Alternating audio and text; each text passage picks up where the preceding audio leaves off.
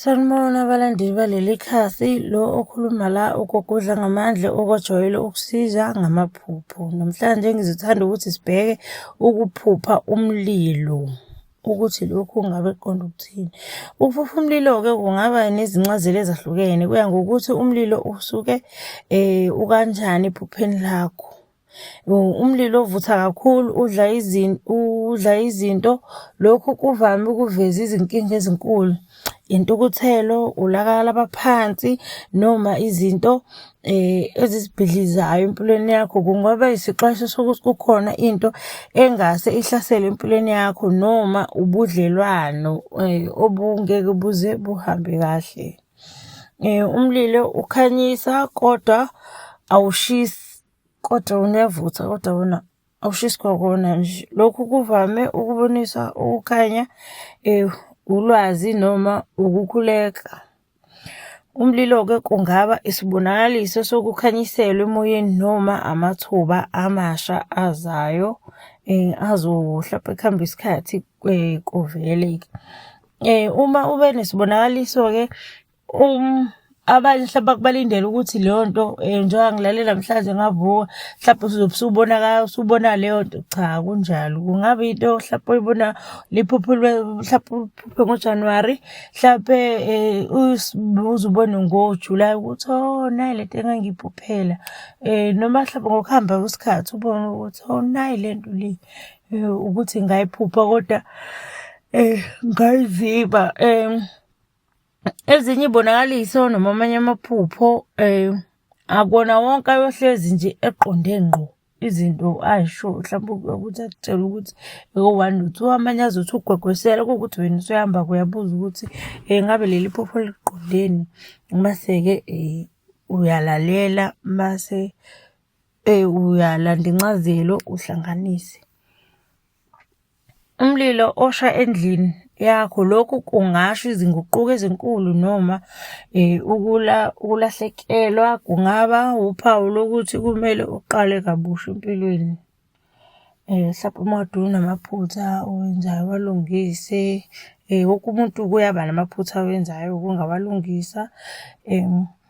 Kungabe unento hlampe yakho, into oyenzayo-ke njalo uma i-wrong, unembeza yakho uhlezi uzokutshela nje ukuthi lokhu kukhona oku-wrong okwenzayo. Singabheka hlampe umlilo ocishwa ngamanzi noma uphele. Lokhu kukhombisa ukuphela kwezinkinga, ukuthula noma ukubuyisana. Uma nje umlilo wakho uzowucisha ucisheke ephupheni, kuyokuba isixwayiso esihle-ke leso okushoyo ukuthi noma ngathi khona inkinga ezayo, kodwa inkinga ozokwaziyo ukuthi udlule kuyona ngoba naku umlilo ukhombisa ukucisha.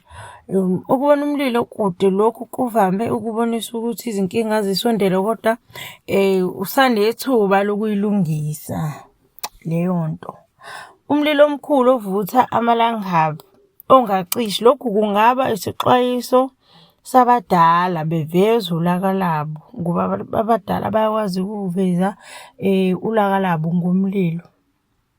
Abanye-ke bayazi baze bashweleze hlampe-ke ngey'nkuku emsamo ngoba kuyaziwa ukuthi-ke umlilo-ke uwulaka lona osuke uzokhombisa ekhaya ukuthi hayi bo, lokhu enikwenzayo akuhambi kahle noma lokhu enikwenzayo asihambisani nakho, asivumelani nakho.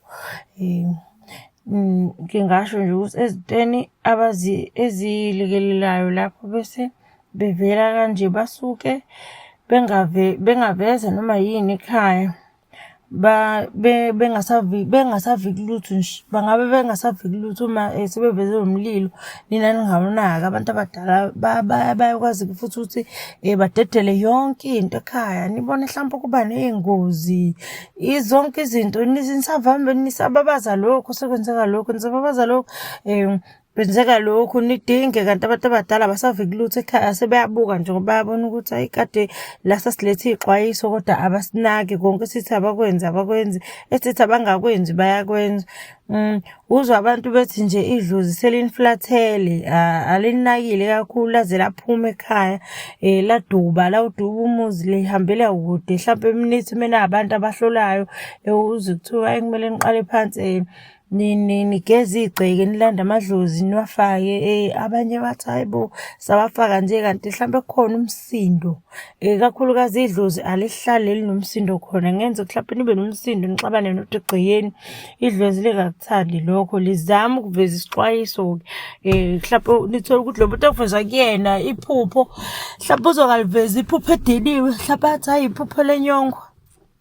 Kanti sekuyisixwayiso sabadala-ke abazama ukukuveza ukuthi hayi bo kuyenakala lokhu enikwenzayo asikuthandi. Bagcine bebona ukuthi hayi asiphume kuleli khaya ngoba kuhlalisekile kahle linomsindo. Bahambe bohlala ngaphandle badedele yonke into badube. Nibona hlampe abanye belimala, hlampe kuthiwa omunye ugwaziwe, omunye unengozi yemoto, ubani hlampe ubanjwe inkunzi. Into abantu abadala basakwazi ukunivikela ngoba nina nikhombisa ukuthi anibanakile uma beletha iy'xwayiso. Ngiyabonga.